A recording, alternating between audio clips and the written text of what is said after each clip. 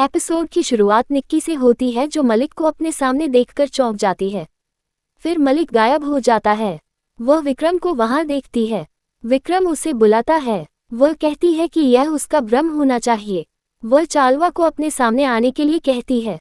चालवा हंसता है। दूसरी तरफ पीयूष अंजलि को उसके पास न आने की चेतावनी देता है। वह दरवाजा खोलने के लिए कहता है। ये बात सभी सुनते हैं। मलिक सुमित्रा से कहता है कि उसे समझ में नहीं आ रहा है कि पीयूष इस तरह क्यों चिल्ला रहा है, जबकि उसने पहले भी अंजलि के साथ सुहागरात मनाई थी। पीयूष अंजलि से कहता है कि वह उसे न छुए। अंजलि पीयूष की ओर बढ़ती है। मलिक पूछता है कि निक्की कहाँ है। नेत्रा मलिक से कहती है कि वह निक्की को लाएगी। सुमित्रा को लगता है कि निक्की महल में नहीं है। वह मलिक से कहती है कि निक्की यह सब नहीं देख सकती।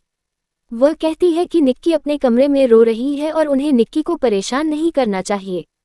मलिक उससे कहता है कि उसे विश्वासघात की बुआ रही है।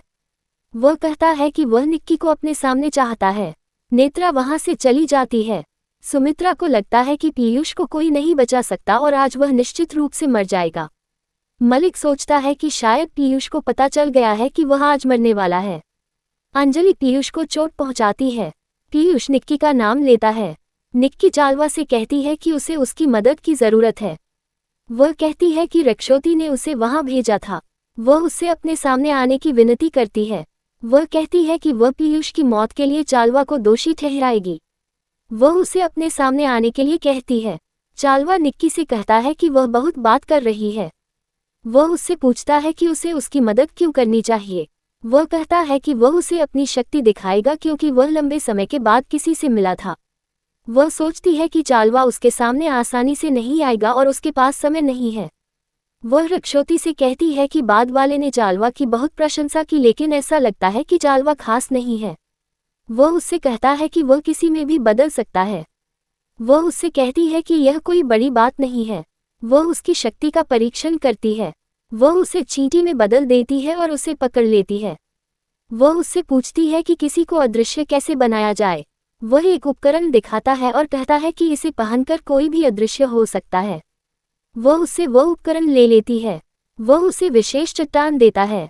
वह उसे अंजलि से छुटकारा पाने के लिए इसका इस्तेमाल करने के लिए कहता है। वह उसे धन्यवाद कहती है और वहां से चली जाती है। नेत्रा महल में निक्की को खोजती है। वह कहती है कि उसे यकीन है कि निक्की महल में नहीं है। वह मलिक को बताती है कि निक्की गायब है। निक्की अदृश्य होकर महल में पहुंचती है। वह पीयूष के कमरे में प्रवेश करती है और अंजलि को फूलदान से पीटती है। फिर वह अंजलि के सिर पर विशेष पत्थर रखती है। अंजलि बेहोश हो जाती है। मलिक और नेत्रा वहां आते हैं। मलिक कहता है कि पीयूष निक्की के साथ भाग गया। सुमित्रा ये सुनती है। निक्की पीयूष को अपने दादा के गांव जाने के लिए कहती है।